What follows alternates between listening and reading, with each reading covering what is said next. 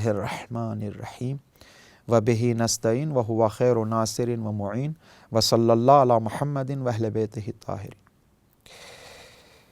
ماہ مبارک کی 11ویں تاریخ ہو چکی ہے، سحر کا وقت ہے، بندگی کا، نیائش کا، دنیا سے بے رغبت ہونے کا، اپنے مولا کی طرف توجہ کرنے کا، غلام کا مالک کی ڈہوڑی پہ آنے کا وقت ہے، نادار کا غنی کی ڈہوڑی پر آنے کا وقت ہے، مملوک کا مالک کی ڈہوڑی پر آنے کا وقت ہے، فقیر کا غنی کی بارگاہ میں حضور کا وقت ہے، محتاج کا غنی مطلق کے سامنے ہاتھ پھیلانے کا وقت ہے، عبد کا معبود کے سامنے سجدہ کرنے کا وقت ہے، گڑ گڑانے کا وقت ہے، رابطہ برقرار کرنے کا وقت ہے، نیائش اور دعا کا وقت ہے، پکارنے کا وقت ہے، اشک بہانے کا وقت ہے، خوبصورت وقت ہے، دنیا کی آوازیں، شور و غل، دنیا کی رنگینیاں سوئی ہوئی ہیں، واحد قہار ہے اور عبد ذلیل ہے، بیچ میں کوئی رکاوٹ نہیں ہے۔ برادران عزیز، خواہران عزیز، اس فرصت کو ہاتھ سے مت جانے دیجیے، 2 آنسو بہا کے اس مولا کے سامنے جو رحمان ہے، رحیم ہے، مالک ہے، لطیف ہے، کریم ہے، جواد والا الاطلاق ہے، بخشنے والا ہے، غفور ہے، اپنے گناہوں کو اس کے سامنے رکھیے، اپنی ناداری کو، اپنے فقر کو، اپنی بیچارگی کو، اپنے احتیاج کو، خدایا محتاج مطلق تیری بارگاہ میں آئے، تو غنی مطلق ہے، میرا کچھ نہیں ہے، میں جانتا ہوں میں خود اپنا مالک نہیں ہوں، میں بھی تیری ملکیت ہوں، خدایا اگر تو نہیں دے گا تو کس کی ڈہڑی پہ جاؤں گا، تو میرا مالک ہے، تو میرے ناز اٹھاتا ہے، تو نے مجھے سب کچھ دیا ہے، میرا کوئی حق تیری گردن پہ نہیں تھا پھر بھی تو نے دیا، میں کچھ حق نہیں رکھتا تھا تیری گردن پہ پھر بھی تو نے ہر نعمت سے مجھے نوازا ہے، سلامتی سے نوازا ہے، اعضاء و جوارح سے نوازا ہے، اس خوبصورت زندگی سے نوازا ہے، خدایا بڑی بڑی نعمتوں سے نوازا ہے، تو تیری بارگاہ میں آیا ہوں، تیرے حضور میں آیا ہوں، تیری ڈہوڑی پر آیا ہوں، تیرا بے کس و بے نوا بندہ ہوں، تیرے علاوہ کسی کا محتاج نہیں ہونا چاہتا، تیرے علاوہ کسی کے سامنے ہاتھ نہیں پھیلانا چاہتا، خدایا تو عزت رکھنے والا ہے، تو بخشنے والا ہے،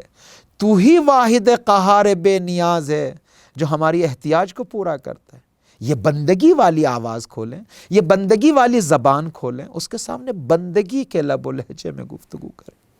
جب بندہ بندگی کے زبان میں بولتا ہے خدا کو بہت اچھا لگتا ہے، جب وہ قلب اور دل اور جان سے بندگی والی آواز نکل کر آتی ہے، خدا اپنے ملائکہ سے کہتا ہے دیکھو میرا بندہ کیسے میری بارگاہ میں آیا ہے، کیسے گڑ گڑا رہا ہے، کیسے ناز کر رہا ہے، کیسے میرے ناز اٹھا رہا ہے، کیسے مجھے پکار رہا ہے۔ خوبصورت ہے،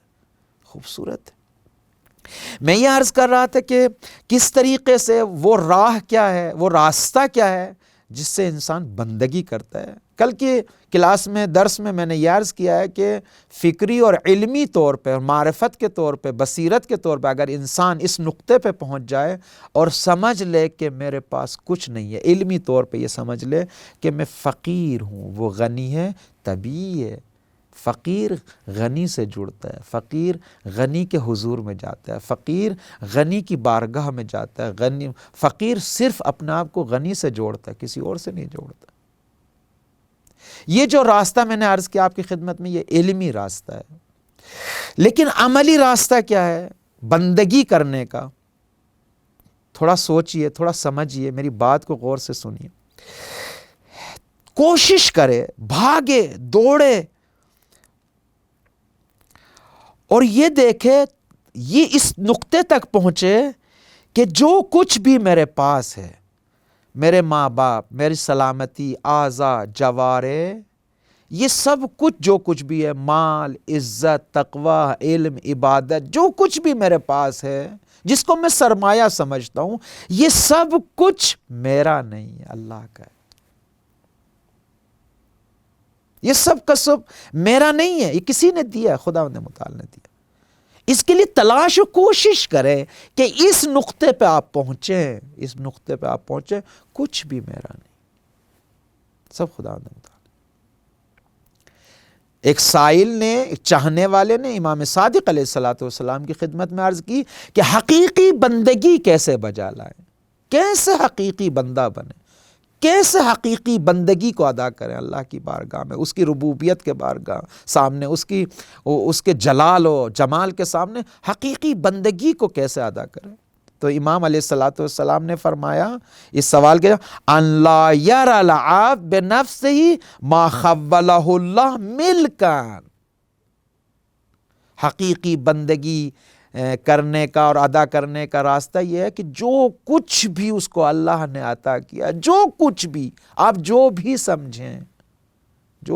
سلامتی ہے، ذہن و فکر و عقل و مال و عزت و اولاد و جو کچھ بھی ہے، تقوی و ایمان، سب کچھ اللہ کی ملکیت سمجھے، اللہ کی ملکیت۔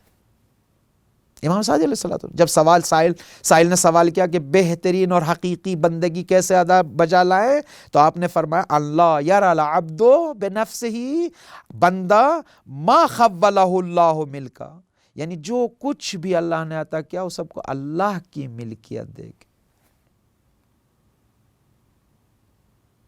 یعنی اپنے لیے ملکیت نہ دیکھے، اللہ یراہ، نہ دیکھے اپنی ملکیت، اس کو سب اللہ کی ملکیت ہے، اپنے لیے نہ دیکھے میرا ہے نہیں، جو کچھ بھی میرے پاس ہے میں کسی چیز کا مالک نہیں ہوں۔ کیوں؟ اس لیے کہ میں ایک زمانے میں میرے پاس کچھ نہیں تھا، پھر کسی نے دیا، اس کا مطلب جس نے دیا ہے وہ مالک ہے۔ عزیز من، سلامتی اس نے دی، عزت میرے پاس نہیں تھی اس نے دی، اولاد میرے پاس نہیں تھی اس نے دی، بھائی میرے پاس نہیں تھا اس نے دیا، والدین اس نے دیا ہے، میں کسی چیز کا مالک نہیں۔ عملی طور پہ انسان اس نقطے پہ پہنچے کہ کچھ بھی اپنے لیے نہ دیکھے، کچھ بھی میرا نہیں ہے، کچھ بھی نہیں ہے، میں صرف محتاج ہوں، فقیر، صرف محتاج ہوں، فقیر۔ اپنی ناداری کو سامنے لے کر آئے، اپنی ناداری کو سامنے۔ کیوں؟ اس لیے کہ حضرت نے پھر علت بیان کی، خوبصورت علت ہے، لأن العبید لا یکون لہ ملکن، چونکہ غلاموں، عبدوں کے لیے کوئی ملکیت نہیں ہوتی۔ جو عبد ہوتے ہیں، جو غلام ہوتے ہیں، جو مخلوق ہوتے ہیں، ان کے لیے کوئی ملکیت نہیں ہوتی، ملکیت اس کی ہوتی ہے جو عطا کرتا ہے۔ میرے پاس جو کچھ ہے سب اس کی عطا ہے، بس وہ مالک ہے، اور مجھے جو دی ہے میرے پاس امانت ہے، میرے پاس امانت ہے۔ یہ ناموس، یہ عزت، یہ جو بھی کچھ ہے معاشرے میں، میری سب کچھ اللہ کا دیا ہوا ہے۔ یہ ایک بندگی ہے، یہ حقیقی بندگی ہے۔ دیکھیے بندگی میں صرف سجدے کرنا، 2 رکعت نماز پڑھنا نہیں ہے، صرف یہ نہیں ہے، ضروری ہے، لیکن یہ ایک بندگی۔ پھر دوبارہ اسی طریقے کا سوال امام صادق علیہ السلام سے پوچھا گیا کہ کس طریقے سے حقیقی بندگی کو بجا لائیں؟ آپ نے فرمایا یرون المال مال اللہ، جو سرمایہ ہے اس کو اللہ کا سرمایہ سمجھے، اور جیسے وہ حکم دیتا ہے ویسے ہی اس کو بجا لائے، انجام دے، جہاں پر وہ بیان کرے، جہاں پہ وہ اجازت دے، جہاں پر اس کا حکم ہو اس کے مطابق بجا لائے، چونکہ میرے پاس امانت ہے۔ یرون المال مال اللہ، جو بھی سرمایہ ہے، میرے پاس کیا مال ہے؟ سرمایہ، میرے پاس سلامتی ہے اس کی دی ہوئی، میرے پاس دل و قلب و فکر و عقل و سب اس کا دیا ہوا ہے، میرے پاس سوچ ہے اس کی دی ہوئی ہے، میرے پاس سلامتی ہے، میرے پاس جو کچھ بھی ہے سب سرمایہ خدا ہے۔ اور جب اس کا ہے میرے پاس امانت ہے، اب صاحب عبد کی ذمہ داری ہے صاحب امانت کو دیکھتا چلا جائے، جہاں جہاں پر وہ یہ کہتا چلا جائے کہ یہاں دے دو، یہاں دے دو، وہاں دیتا چلا جائے، وہاں رکھتا چلا جائے، وہاں ادا کرتا چلا جائے۔ بغیر صاحب امانت کے عبد کو حق نہیں بنتا، قدم پاؤں اللہ کی امانت ہے، ہر جگہ رکھنے کا حق نہیں ہے، ہاتھ اللہ کی امانت ہے، ہر جگہ اٹھانے کا، ہر چیز لکھنے کا حق نہیں ہے۔ زبان اللہ کی امانت ہے، ہر چیز بولنے کا حق نہیں ہے، ہر چیز بولنے کا حق نہیں۔ آنکھیں اس کی امانت ہے، ہر چیز دیکھنے کا حق نہیں ہے، جس چیز کو وہ کہے اس کو دیکھو۔ ہاں، کان اللہ کی امانت ہے، ہر چیز سننے کا عبد کو، بندے کو حق نہیں ہوتا جب تک مالک اجازت نہ دے، ورنہ خائن کہلائیں گے، خیانت کار کہلائیں گے۔ اور وہ عبد نہیں ہو سکتا جو خائن ہو، جو خیانت کرے۔ عبد اس کو کہتے ہیں مالک کی تمام امانتوں کی حفاظت کرے، حفاظت کرے، اس کو عبد کہتے ہیں۔ حضرت خدیجہ سلام اللہ علیہا کہ یہ ایام ان سے منسوب ہیں، پورا سرمایہ اللہ کا دیکھتی ہیں، سب کو اللہ کی راہ میں دیتی ہیں۔ اللہ کا نمائندہ جب ضرورت ہوتی ہے دین کو، اسلام کو، دین کی ترویج کے لیے، اسلام کی تقویت کے لیے، سب کچھ اللہ کی راہ میں دیتی ہیں، پورا مال اللہ کی راہ میں دیتی ہیں۔ وہ نازوں میں پلنے والی خاتون جب دین کے دشمنوں نے چاروں طرف سے گھیرنا شروع کیا، یہی خدیجہ تھی جو شعب ابی طالب میں رہ کر کس سختیوں میں دین کی حمایت کر، پورا مال اللہ کی راہ میں، پوری آبرو عزت اللہ کی راہ میں، پوری شخصیت اللہ کی راہ میں۔ کیوں؟ اس لیے کہ یہ وہ بندے ہیں یرون المال مال اللہ، مال کو، سرمایہ کو اللہ کا سرمایہ دیکھتے، اپنا سرمایہ نہیں دیکھتے۔ لہذا جو کچھ بھی میرے پاس ہے، جو کچھ بھی ہے، ہاتھ کان، اب مجھے حق نہیں ہے دنیا کے نغمے گانے کا، اب مجھے حق نہیں ہے دنیا کے نغمے سننے کا، اب مجھے حق نہیں ہے دنیا کی ستائش اور تعریفیں کرنے کا، اس لیے کہ مالک نے اجازت نہیں دی۔ لہذا تعریف کروں اس کی جس کی اس نے اجازت دی ہے، نغمے سنوں اس کے جس کی اس نے اجازت دی ہے۔ میں وہاں کے نغمے سنوں گا، نہ یہاں کے نغمے، میں وہاں کی تعریف کروں گا، نہ یہاں کی تعریف۔ عبد اس کو کہتے ہیں، یہ عبد، یہ ہے راہ، عملی راستہ ہے جو بندگی کرنے کا ہے۔ والسلام علیکم ورحمۃ اللہ وبرکاتہ۔